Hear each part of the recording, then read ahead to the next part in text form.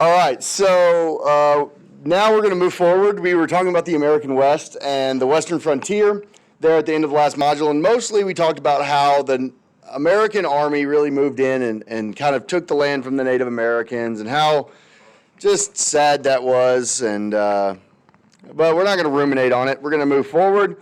But it's really funny that we still think of this as kind of the Western frontier, right? And we call it the Great American West, or then it kind of gets popularized in movies in the 40s and 50s and 60s and 70s. And we think of that being like the Wild West, like, and all these mythologies that go along with that. But in reality, what you see in some of the movies that you might think of as the Wild West probably wasn't exactly how it was in reality. Right, John and Eric? Yeah. Okay. And Andrew? I know you are.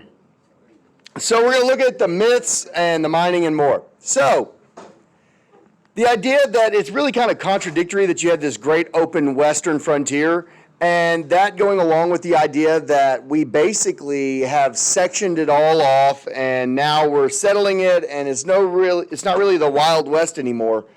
And that's going to lead to kind of the dispelling of some of these ideas that we might have had about it. Now, what are the myths that surround the West? Well, some of them are entirely fiction. Some of them are stretches of the truth. Some of them are ideas of, that they kind of built them up over time. We think of the Wild West being, outlaws and desperados and all these people going out there and causing trouble and doing all these things in these little towns, constantly being terrorized by gunslingers and sharpshooters and the saloon life. And, and some of that is somewhat true. Some of it is really not true at all. If you look at like Tombstone, if you know anything about like Wyatt Earp and some of those stories, John Wayne, the great American hero. And I grew up with John Wayne, and I don't know about y'all, John Wayne, Christmas with the Duke was a thing at my house. Like on AMC or TMC or whatever the channel is that shows the old movies. Like every year they do like a John Wayne marathon, and we would wake up at 5:30 in the morning, do all of our Christmas presents, and put John Wayne on. And John Wayne would stay on until New Year's. So pretty much, the holidays with the Duke, that was our house, but very little of those stories were reality. The idea of desperados riding into town and stealing the women and raping the horses, that's just not a real thing, So that's Blazing Saddles reference, everybody. Okay, it's not me. That was but it's the idea also that the West is won with down the barrel of a 6-shooter, right? And if you're Clint Eastwood or, like I said, John Wayne, the depiction that you might have is of people who are just very, very rugged and very tough. But some of it is absolutely pure fiction. But there is kernels of truth within that, right? And so kind of wading through and kind of finding the middle ground in there, we realized that the vast majority of people who settled in the West were very boring people who went out there looking for a better life because they were poor. They were poor farmers in the South. And so then they move out to the West thinking, oh, I hear all these stories about how, they grow cotton balls bigger than your head, and that you can throw grain, you can throw wheat right out onto the ground and a whole crop will grow up next year. And then they show up in the West and they get their land, and now they're just poor farmers in the West, right? That these ideas that were sold to them were not necessarily, they didn't really pan out, to use a mining term there, which is kind of funny. Pan out. All right. So, waka waka. Now, when you look at, okay, so who's actually settling the West? Well, A vast majority of people that actually end up settling in the West are government-sponsored explorers and surveyors. They go out there and the government says, hey, we've got all this land. There's too many people in the East. We need to move further west. We've got all this land. And now we've got all the way to California. We should probably figure out what's between here and California and really map it out, right? And so they send a ton of people. And those people are like, wow, this place is beautiful. Oh, my gosh. It's so great out here. Yeah. And then they're like, y'all should come out here too. And then people do. They show up. And that's a lot of the people that show up are people just going out there that the government is basically paying to go out there. You also have some people like the Mormons, who we kind of talked about a little bit. Lauren. Lauren the Mormon. She's not Mormon, really. Yeah. Our shadow student's like, what is happening? This day has been fairly normal, and now I'm in a crazy person's classroom. All right? This is just how we do it in Coach Redmond's classroom, to be honest. I don't know how your experience has been the rest of the day, but couldn't have been as fun as this. So,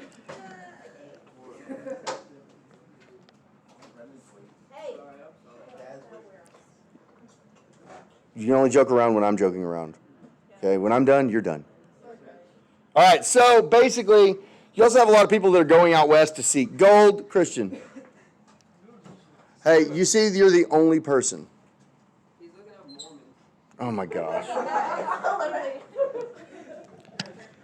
A lot of people are going to go out seeking farmland to call their own, including a lot of European and Asian immigrants. Now, but also a huge number of former slaves end up on the western frontier. And that is not exactly the part of the movies that get a lot of attention, right? And I've watched a lot of John Wayne movies. I don't remember a lot of black folks in them. If you've watched many John Wayne movies, not like black folks. You do see a lot of Native Americans played by white guys, which is interesting. It'd be like, oh, you know, main character played by John Wayne, Chief Sitting Bull played by Cohen LaRue. And it's like, I don't think that guy is Native American. And then they just like spray tan him and be like, you're a native now. But you might have seen in most like Western movies, you do see quite a bit, like, not quite a bit, like there's always the one Asian guy that owns the saloon, right? And he looks like super Asian just to make sure you knew he was Asian, right? Like he's got like silk on, like completely impractical. His wife's walking around in a kimono, and you're like, what is going on? And dude's like, and the backstory of that guy is always like, well, he built the railroad to here and then quit, and then he built the saloon. And it's like, what? This doesn't make any sense, right? So the demographics of the people living in the West are not exactly represented very well, okay? And so you do need to understand, it wasn't just a bunch of white cowboys out there. In fact, not only that, white people were almost never cowboys. There were almost no white cowboys. But we'll talk about it in a minute. You'll have to wait and see. All right, now, see.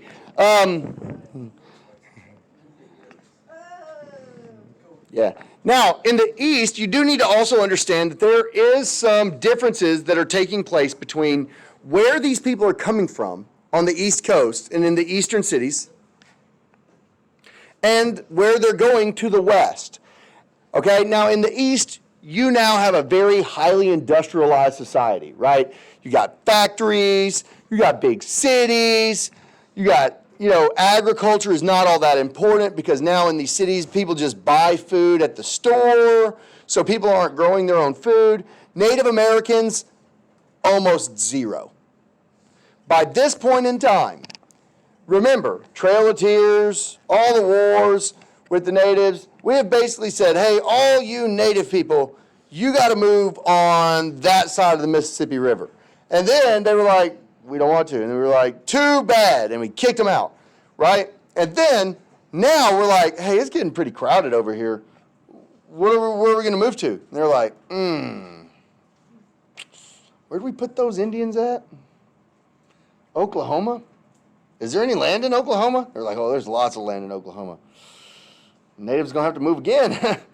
And so we basically start pushing out that way.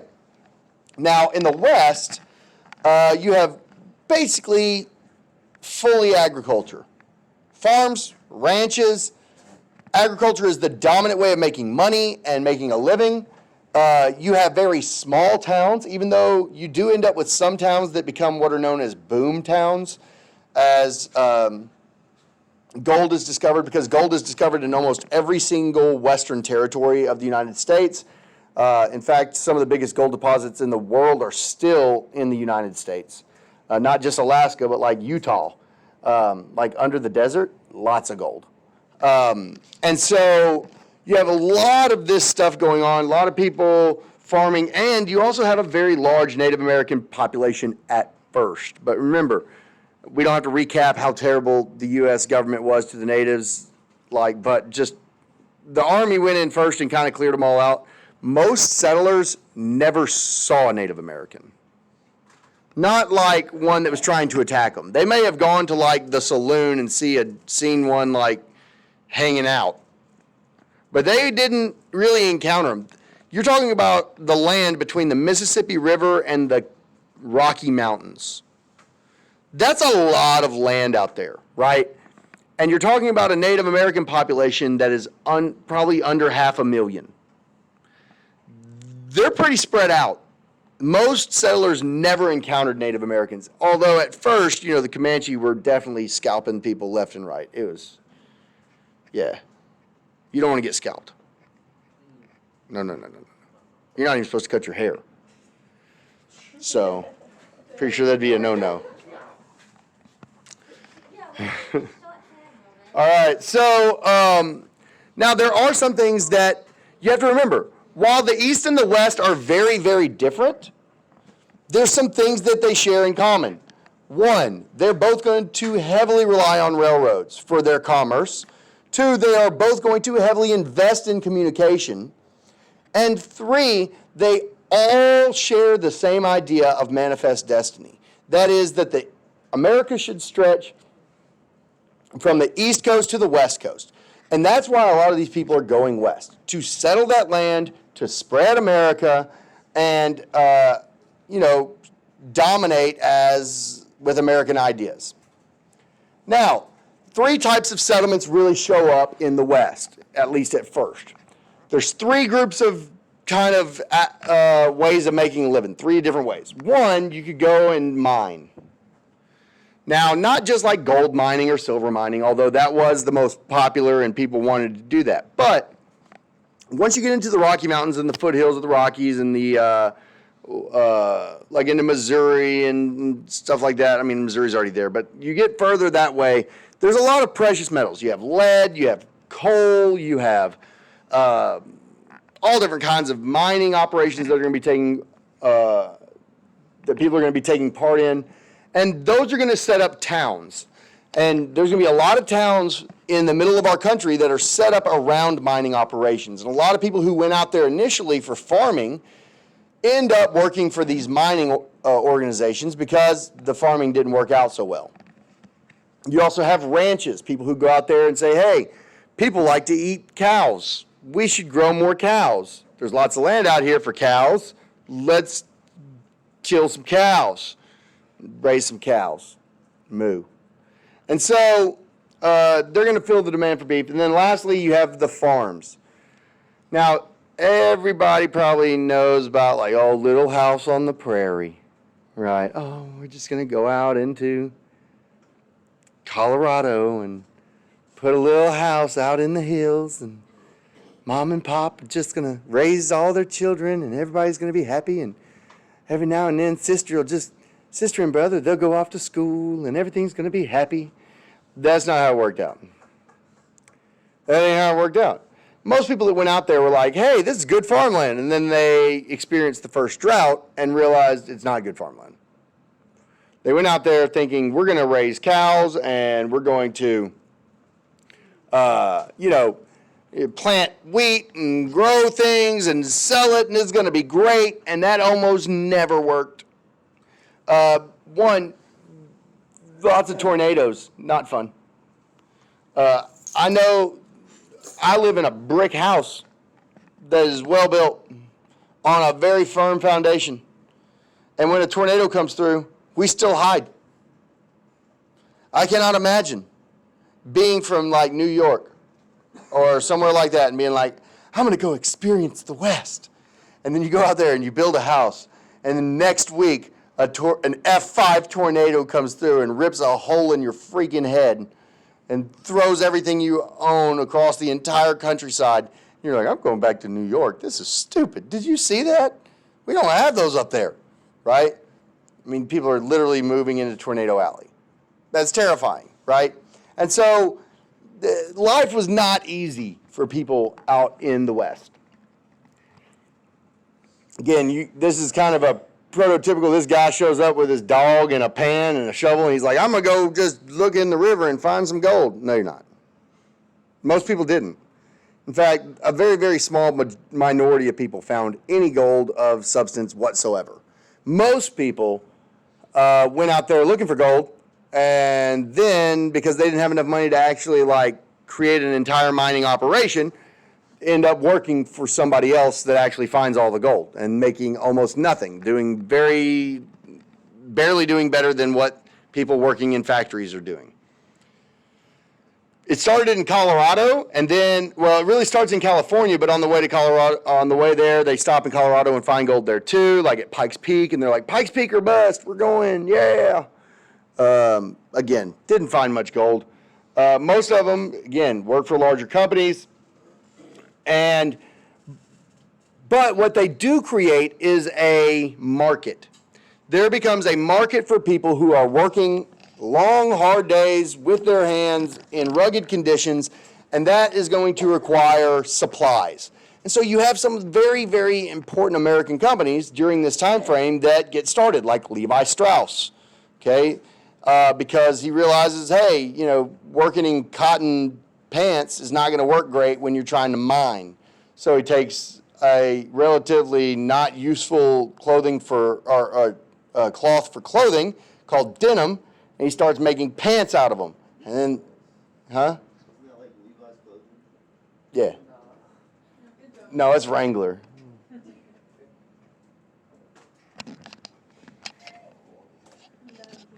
All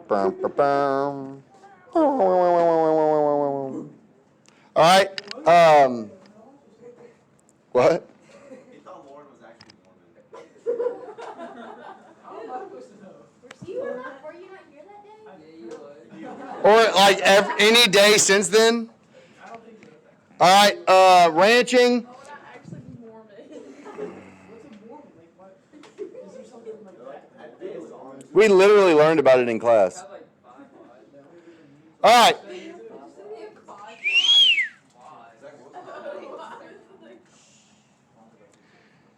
You also end up with ranching that really reaches its peak between 1860 and 1880, and then we put up barbed wire, and ranching kind of takes a hit for a little while. But most people, you know, and they kind of create their own environment. Now, during the Spanish-American War, a lot of cavalry members of the U.S. Army had gone out and into the Mexican territory and learned these cattle techniques from the Mexicans, the Spanish and the Mexican that were out there, learned how to raise cattle on open plains and all of this. And so they're going to go out there and they'll go, hey, I want to go get some land. I'm going to raise some cattle like that.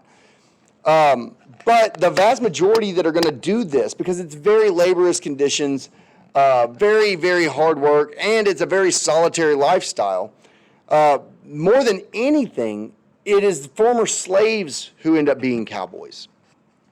The entire cowboy identity was really tied to African American former slaves and Mexicans and more of the immigrant population than it was a bunch of white guys like John Wayne going out and being cowboys.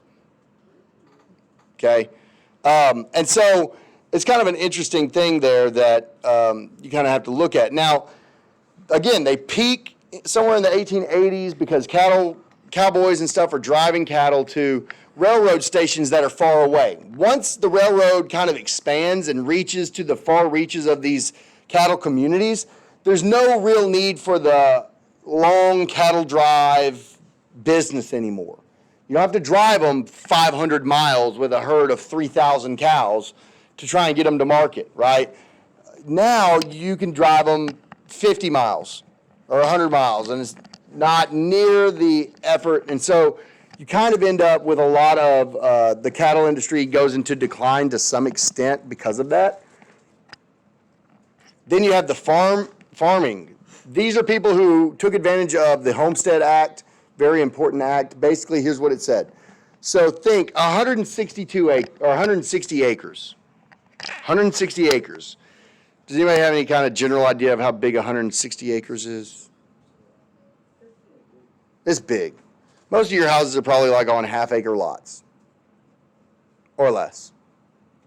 Or maybe 1 acre if you're like doing pretty well in the city.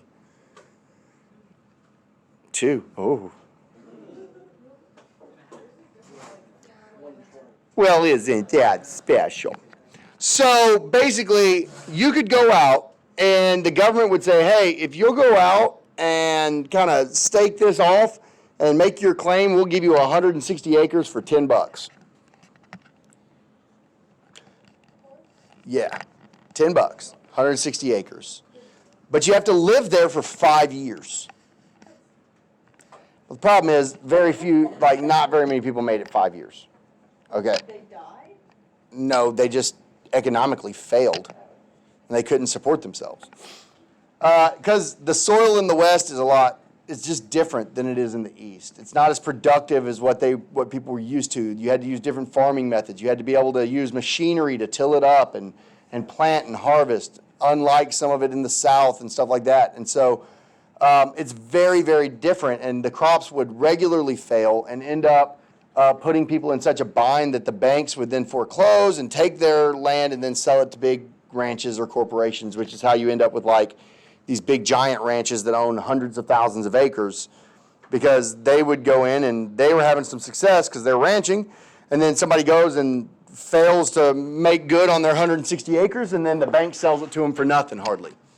So the only place that wasn't necessarily the case was California.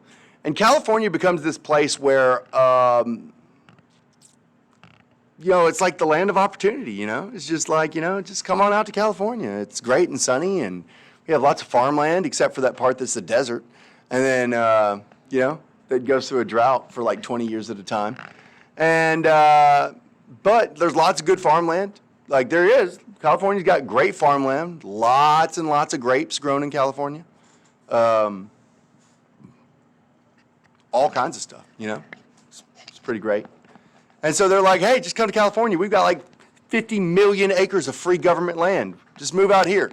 So there's a lot of people that ended up in like Kansas or in Colorado or Oklahoma that after 3 or 4 years of just like having their face kicked in by Mother Nature were like, heck with this, I'm going to California. That sounds great. And they're putting out pamphlets like this. It's like, oh, it's the cornucopia of the world. Room for millions of immigrants. Come on, y'all, unless you're Chinese, and then stay out, because they wouldn't let Chinese people in. But if you're European, come on. California's great. And a lot of people went there. In the South or in the West, you have this really, as we talked about the farmer's plight, where they're basically going broke. Cotton prices, agriculture prices continue to fall because guess what happens? If you have way more people growing food, the price of food goes down because there's way more than you need. Supply and demand. So now these people are just struggling. They're going to end up like losing everything. They mortgage their land, they fail, they lose their land, and this economic deflation continues to plague farmers, and that is going to lead to some major push for reform in agriculture in the next couple decades that we talk about. And that is the end.